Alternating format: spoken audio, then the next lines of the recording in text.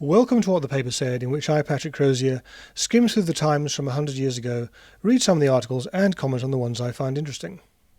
In this episode, the week ending the 23rd of March 1924, some boys play football, a nation is reminded what the speed limit is, a man invents a new road layout, a magnate pleads poverty, and Japan prepares for World War. Not in this episode for reasons of time, ignorance or sloth. The Prime Minister addressed a group of journalists. Times correspondents have been complaining about a city skyscraper. Others have been complaining about the cost of becoming a doctor. And another has been complaining that the state is overcharging him for the use of the telephone. But first, the big stories this week. Churchill lost the Abbey by-election, see the 9th of March episode, to the Conservative candidate by 43 votes. That's 3 Westminster elections in a row he's lost. But he has won an election this week. This is from Tuesday the 18th. Mr. Winston Churchill was yesterday unanimously re-elected President of the Early Closing Association for the 7th time in succession. There's a bus and tram strike in London. The closing speeches are being made in the Beer Hall Putsch trial. In another trial in Germany, a chap called Martin Bormann has been jailed for manslaughter. A member of Sinn Féin took his seat in Westminster. Machine gun fire has been directed at British sailors in Ireland, killing 1. In probably related news, the Irish Minister of Defence was forced to resign after 2 senior officers mutinied. A bomb factory has been discovered in Calcutta. The plan to build a naval base at Singapore has been dropped, for now. Fiume in the Adriatic has been annexed to Italy. And the Prince of Wales has fallen off his horse again. See the 10th of February episode. I was a bit surprised to see that bit about Fiume.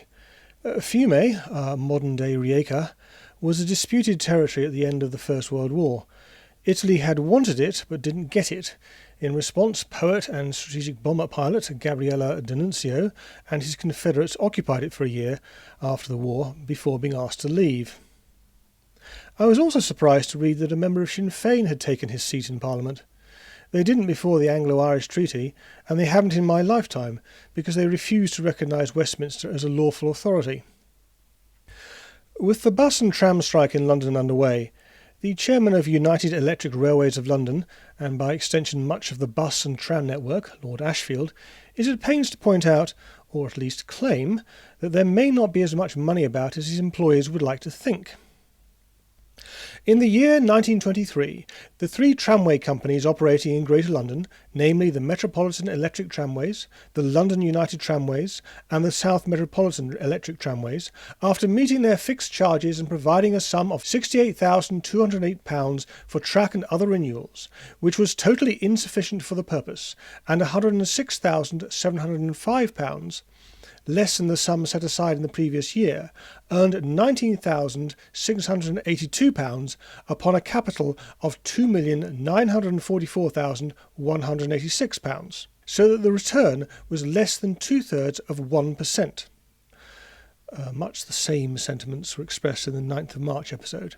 Trams are going bust. I'd be curious to know what he means by capital. Does he mean capital outlay, assets, or market capitalisation? I'm guessing assets, track and trams, but if the company is not making money out of them, what are they really worth? In the first 2 months of 1924, these 3 tramway companies were in a worse position and actually failed to meet their fixed charges of £6,393, and had no funds available for the necessary track and other renewals at all. It is clear, therefore, that they cannot continue to operate on the present basis, much less meet any additional expense, as must follow the acceptance of the present demands for increased wages. Still going bust, but there's worse. The earnings which are lost to the tramways are not gained by railways or omnibuses, as the results for the first 2 months of this year for the 5 companies associated together in the Common Fund show. These 5 companies, after meeting their fixed charges and making provision for reserves, for renewals upon an unavoidably reduced scale, had after 2 months working a balance of £1,529, as compared with £197,193 for these 2 months a year ago, so there is practically no return whatever. I'm not surprised to hear that the Underground Railways are not making money. They didn't before the war, so why should they be after the war? But buses, that is a surprise, to the extent that I'm not sure that Ashfield is being entirely straight with us. By the way, while the transport company itself may not be making any money, the owners of the property next to the stations are coining it in. That is a long-standing oddity of transport economics. To increase fares appears an easy if unpopular way out at first sight, but it destroys traffic and is really useless. There is a very definite economic limit to fares, and, if anything, some existing fares are too high. I have in the past suggested that railways should be allowed to charge what they like, and been met with the objection that they double the fares overnight because, people have to get to work. But maybe not. More transport. I saw this in Tuesday's edition. Mr. Graham Campbell at Bow Street Police Court yesterday mentioned that he was constantly hearing from motorists summoned before him that they were not aware that there was a speed limit still in force. Not only was there a speed limit of 20 miles an hour in the parks, but the same limit still applied all over the country, and it was important that motorists should be made aware of the fact. 20 miles an hour all over the country. Well, I can believe the 20 bit, something that seems to be coming back in urban areas, but all over the country, not just urban roads. I found this online. The national speed limit was raised again to 20 miles an hour in 1903 and stayed there until 1930. By that time it had become widely ignored and was difficult to enforce because cars were not required to have speedometers in those days. A driver accused of travelling at more than 20 miles an hour could simply claim that they thought they were going more slowly and had no reason to believe otherwise. Would that wash in front of a magistrate? If ignorance of the law is no defence, I doubt that ignorance of one's speed would be. Some offences are more obvious. This is from Friday the 21st. Ernest Albert Andrew, an omnibus driver of Oakley Street, Westminster Bridge Road, was fined £5 and ordered to pay £2 costs at the Marlborough Street Police Court yesterday for dangerous driving in Piccadilly on January the 26th, passing on the wrong side of a refuge and coming into collision with a taxicab. A refuge is what we would nowadays refer to as a traffic island. It's a frequent complaint that bus drivers at this time take all sorts of risks. How things have changed. A bus driver friend of mine a few years ago told me that as far as his employer was concerned, safety was, if not the first priority, that would be making money, then definitely the second. Crashes are expensive. And so is congestion. This is from Mr. M.A. Blair from Monday. As one method of relieving traffic congestion, I would suggest that at every circus, no matter whether it consists of 4 or more meeting roads, all traffic should turn to the left and continue round until each vehicle reaches the road on its left that it desires to take. To facilitate this, the centre of the circus should be filled by a circular garden or enclosure, and the circus should be as large as it can be made. He's invented the roundabout, hasn't he? By the way, I had thought that circuses, Oxford Circus, Cambridge Circus, etc., were roundabouts. Apparently not. There was a debate on the Army estimates, the Army budget, in the House of Commons.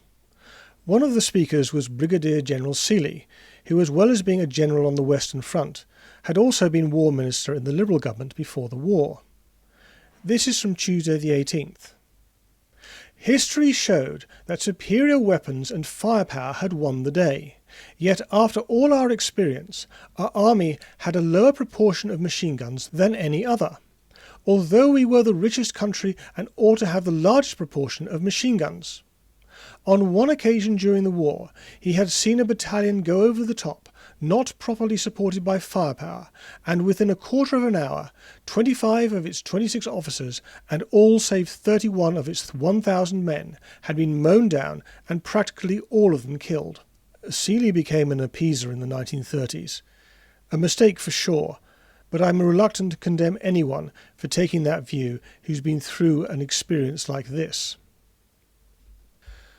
Having said that, things got better. Just before the Great German Attack in 1918, he obtained permission to make an attack on new principles, with the aid of enormously increased machine gun power. The attack was made on a frontage of nearly half a mile, and the intention was to penetrate the enemy's defence to a depth of 1 mile, and then to come straight back and kill or capture everybody in that section. The operation was a complete success. Every single man of the opposing garrison of about 800 Prussian guards was either killed or captured, including the officer commanding the garrison. The total British casualties were 6 men slightly and 1 man seriously wounded. Rather different from the usual narrative of men being mown down for nothing. So why was this attack so successful? In the critical 8 minutes before the attack, no fewer than 186,000 rounds of small arms ammunition were fired, and in the whole operation, which lasted an hour, over 1 million rounds were fired. He is describing what is known as a machine gun barrage. I've only ever seen this mentioned on one other occasion, Paddy Griffith's Battle Tactics of the Western Front. From what I can glean, machine guns are fired from behind the attacking troops at the enemy and over the heads of the attackers. Presumably, as gravity brings the bullets back to Earth, they are still travelling fast enough to do damage. My problem with this is that if the barrage is maintained as the attackers close with the enemy's front line, surely they're going to get hit first. So is the barrage lifted before that happens, or is it aimed at a different target? Maybe the guns behind the enemy line. Artillery, not machine guns, were the big killer in the war. In Britain we are passionate about our football, and have been for some time. Sometimes this ends up in court. This is from Saturday the 22nd. The hearing was concluded of this case, which raised the question whether the police had power to prevent boys from playing football in a deserted street. The action was brought by Edward Johnson, aged 16, who sued, by his father, against Police Constable George Waters, stationed at King David Lane East, for damages for assault and personal injuries. A number of boys assembled in Narrow Street, this is in Limehouse, close to the docks, with a football, which was hired at the rate of 2p a game. In the centre of the street was an open space free from all traffic, and this was the only place in which children could play in that part of London. The defendant and another police constable, both of them in plain clothes, appeared on the scene. The boys ran away, and it was said that the plaintiff, in trying to evade the defendant, slipped and fell, and that the constable, falling on him, broke the boy's leg. His Lordship: Is there some bylaw in this part of the world which prohibits the playing of football in Narrow Street? Mr. Sergeant Sullivan. I'd love to know if the sergeant bit is a name or a title. Sullivan, by the way, is the plaintiff's counsel. Sergeant Sullivan said that he knew of none. Of course, any game was prohibited which was a danger or nuisance to passers-by, but if there were no passers-by, he knew of no law to prevent it. If so, it rather undermines the policeman's case. His Lordship, in summing up, said that the jury were not called on to express an opinion of the question whether it was desirable for small boys to play football in more or less deserted streets on Sunday mornings. The jury, after about an hour's deliberation, that's quite long for those days, returned a verdict for the plaintiff and awarded him £20, 5 shillings damages. Oh, well, I was not expecting that. I was told that in those days the courts always took the side of the police, especially against the less well-off, but not on this occasion. As mentioned earlier, this week the government announced that it would not be pursuing plans to build a naval base at Singapore. The purpose of the base would be to counter the threat from Japan by allowing Britain to operate battleships in the Indian Ocean. They haven't had to before now. This has inspired a letter from Geoffrey Drage, a conservative intellectual who usually comments on welfare policy. This is from Wednesday the 19th. The British Empire is first and foremost an Asiatic empire. I've heard it said that the British Empire was an Indian Ocean empire. I think that's a better description. Essentially, the British took anywhere they could reach by sea and which lacked the ability to counter them militarily. Within the last half-century, a new power has arisen, he means Japan, which has succeeded in obtaining a complete control of the Western Pacific and now aims at the mastery of the islands in that area and the continent adjacent thereto. The Russo-Japanese War broke the spell of white invincibility, and the Great War seriously impaired European prestige in the Far East. Marquis Okuma, afterwards Prime Minister in 1915, wrote in 1907 as follows: "Being oppressed by the Europeans, the 300 millions of Indians are looking for Japanese protection. Are they really? Japanese ought to go to India. Before the war, Mr. Hara, who succeeded Okuma as Prime Minister, preached as a journalist the doctrine of Asia for the Asiatics, and wrote of the white peril as opposed to the yellow peril. Hong Kongers may see things differently. Today her army consists of 250,000 men with the colours, and a fully trained reserve of 618,000. But there is no secrecy at all in the fact that recent reforms in organisation are intended to give Japan in the year 1930 a fully trained army of 4.5 millions, recruited entirely from her sons." Longford, page 235. That is enormous. Bigger, I believe, than either the French or German armies at the outset of the First World War. As to the Navy, the Washington Conference, this was the Naval Arms Limitation Treaty signed in 1922, in the words of a competent authority, Golovin, has not only prevented the possibility of war, it has not even stopped the preparations for war. Half the Japanese national budget is expended on the Army and Navy, while the naval budget is twice that of the Army. The Army and the Navy are not under the control of the Japanese Parliament, but under that of the Emperor. Oh, really? That puts a rather different complexion on Hirohito's role in the war. The structure is also rather reminiscent of Germany before the First World War. In addition, it must be recollected that Japan favours preventive wars, which might include attacking an enemy's fleet without warning, for instance, and that as the result of her conflicts with China and Russia and the Great War, Japan sees in war a source of economic prosperity. The Japanese islands have, roughly speaking, a population of 56 million. The profits of the Great War went to the exchequer and the capitalists. The masses are impoverished. Markets have been lost, to a large extent due to trade barriers. Hence, more than ever, Japan casts covetous eyes on China. Japan needs raw materials apart from foodstuffs. She requires cotton, oil, coal, and above all, iron, the want of which has been called the Achilles tendon, not Achilles heel, of her military power.